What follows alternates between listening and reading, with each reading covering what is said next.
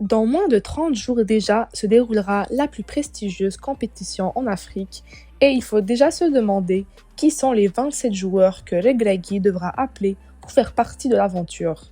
Cette liste tant attendue par les Marocains qui fera beaucoup parler puisque plusieurs joueurs méritent d'en faire partie, mais seuls ceux que Regragui jugera méritants y seront présents.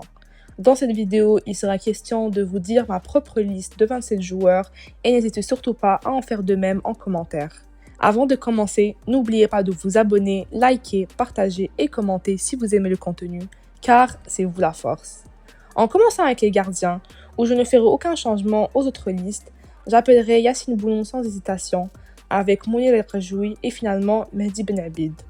Quant à la défense centrale, je ne ferai pratiquement aucun changement non plus à l'habitude. Je prendrai Ranim Seyss, bien sûr, avec Naïf Aguerd. Ils ont déjà été depuis très longtemps nos deux défenseurs centraux de confiance. Cette charnière centrale sera très importante pour cette CAN, et de même que ses remplaçants qui sont Younes Abdelhamid, Jawad El Yamir et Abdelkbir Abkar. Abdelhamid est un défenseur d'expérience qui est en forme avec son club actuellement. Abkar, lui, est un titulaire indiscutable avec Alaves, son club, et performe très bien avec celui-ci. Finalement, pour El Yamir, il nous faut un défenseur d'expérience aussi, ayant déjà des automatismes avec les joueurs, et comme on le sait, El Yamir est un joueur qui nous a sauvés lors du match contre le Portugal, et qui, selon moi, avait fait un bon travail malgré les erreurs qu'il avait fait. La défense centrale est très importante pour aller loin dans une compétition. Et il faudra prendre les bons joueurs pour être sûr d'être solide en arrière. En défense latérale, Achraf Hakimi sera forcément dans cette liste en étant le meilleur latéral droit au monde actuellement.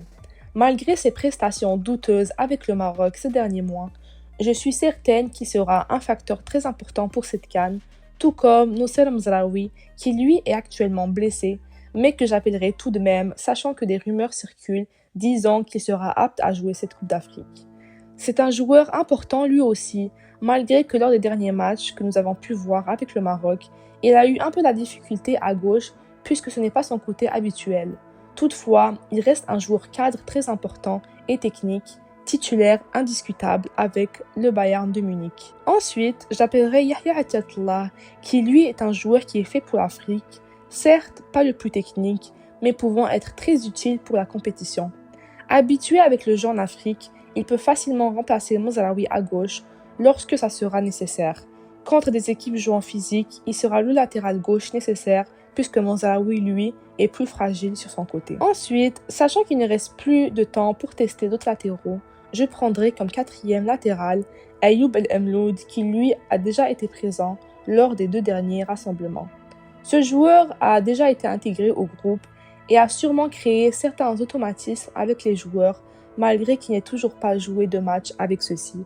Regragui l'a déjà entraîné et connaît ses capacités, ce qui sera sûrement l'une des raisons pour laquelle il l'appellerait. Il connaît lui aussi très bien l'Afrique et est un joueur explosif qui sera un bon remplaçant à l'un de nos latéraux en fin de match. Pour le milieu de terrain, il y a énormément de choix et plusieurs joueurs seront malheureusement mis de côté. Pour y aller avec les évidences, Amrabat sera certainement appelé. Celui-ci est un joueur très important au système de Regragui et on le sait très bien qu'un Amrabat en forme peut faire une très grande différence sur le terrain. Il commence à être un titulaire avec Manchester United malgré que son club passe à travers un moment assez compliqué actuellement. Celui-ci ne fait pas forcément toujours de très bonnes prestations, mais ce qui est certain est qu'il sera très important avec le Maroc. Un joueur qui pourrait être le futur d'Amrabat, Oussama El Azzouzi sera selon moi dans cette liste aussi. Il a montré un bon visage lors du match contre le Libéria, qui certes ne l'a pas trop mis en difficulté, mais actuellement c'est le joueur qui peut remplacer Amrabat en cas de problème. C'est un joueur avec une bonne intelligence tactique sur qui on peut compter pour faire le travail au milieu de terrain. Ensuite, Azzin Ounahi, qui malheureusement lui aussi a une situation assez difficile dernièrement avec son club, sera très important au Maroc. Il ne fait pas forcément de très bonnes prestations à la fois avec l'Olympique de Marseille, mais aussi avec le Maroc lors des derniers matchs qu'il a joués. Il a été absent lors du dernier rassemblement dû à une blessure et a encore beaucoup à prouver avec le Mountakhab pour prétendre à une place de titulaire.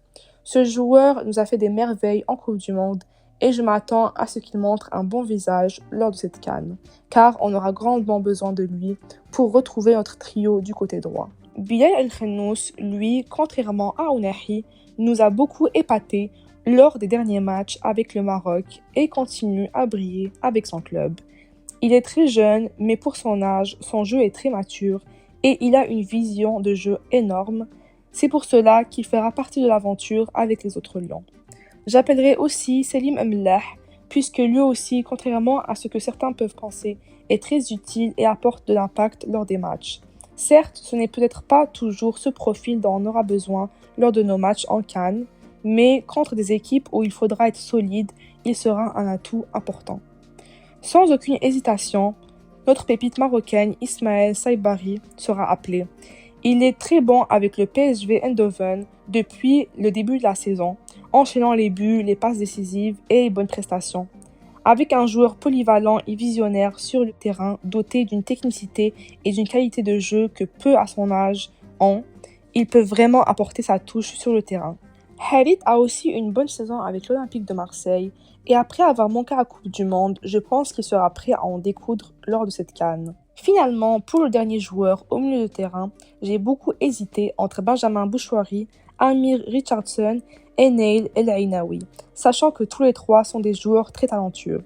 Toutefois, en connaissant la mentalité de Regragui, je pense qu'il préfère prendre un joueur qu'il connaît déjà pour une compétition aussi importante qu'un joueur qu'il faut encore intégrer au groupe, n'ayant aucun automatisme avec l'équipe. El Ainaoui est doté d'un énorme talent et je suis certain qu'il sera appelé très bientôt avec le Monterrab, mais je ne le mettrai pas dans cette liste pour la CAN. Entre Benjamin Bouchouari, un dribbleur dans l'âme et à l'aise balle au pied, et Amir Richardson, joueur visionnaire et percutant, tous deux mériteraient d'être dans cette liste, mais pour n'en choisir qu'un seul, je prendrai Amir Richardson juste parce qu'il a plus d'expérience avec l'équipe A. Pour les ailiers, sans aucune hésitation, notre wizard Hakim Ziyech sera présent lors de cette CAN et sera très important à cette équipe du Maroc. Sa patte gauche incroyable peut débloquer n'importe quel match, comme on a pu le voir contre la Tanzanie ou même avec son club Galatasaray en Champions League face à Manchester United. Ensuite, Emin Adli sera aussi dans la liste puisque lui aussi est en forme avec son club et a beaucoup prouvé avec le Maroc lors des derniers matchs. Il est maintenant intégré au groupe et a déjà créé certains automatismes en ayant été titulaire plusieurs fois avec le Monterrab. Pour continuer, certains peuvent ne pas être de mon avis, mais j'appellerai Abdessamad Zelzouli.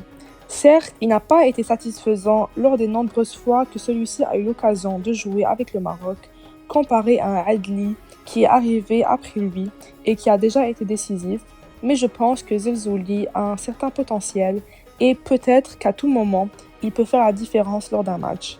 Pas forcément en étant titulaire, mais juste en rentrant en fin de match. On ne peut pas lui donner une infinité de chances. Il faudra alors qu'il nous prouve qu'il mérite sa place dans l'équipe lors de cette CAN. Finalement, comme dernier ailier, je suis pour le retour de notre technicien, Sofiane Boufal. En ayant été blessé depuis plusieurs mois, nous avons vu que sa place est très importante dans l'équipe et que ni Adli ni Zelzouli n'arrivent à avoir la même percussion que celui-ci a.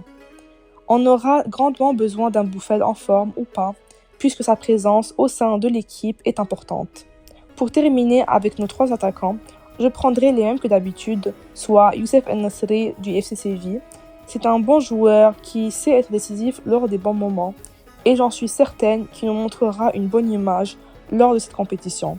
Ensuite, Ayoub El-Kabi, notre renard des surfaces, sera présent aussi avec Tariq Tissoudali qui lui aussi s'était blessé avant la Coupe du Monde et sera prêt à tout donner lors de cette Coupe d'Afrique. En bref, nous avons beaucoup de joueurs et malheureusement certains ne seront pas appelés, mais j'espère que ceux qui le seront nous rendront fiers et donneront tout pour gagner le titre.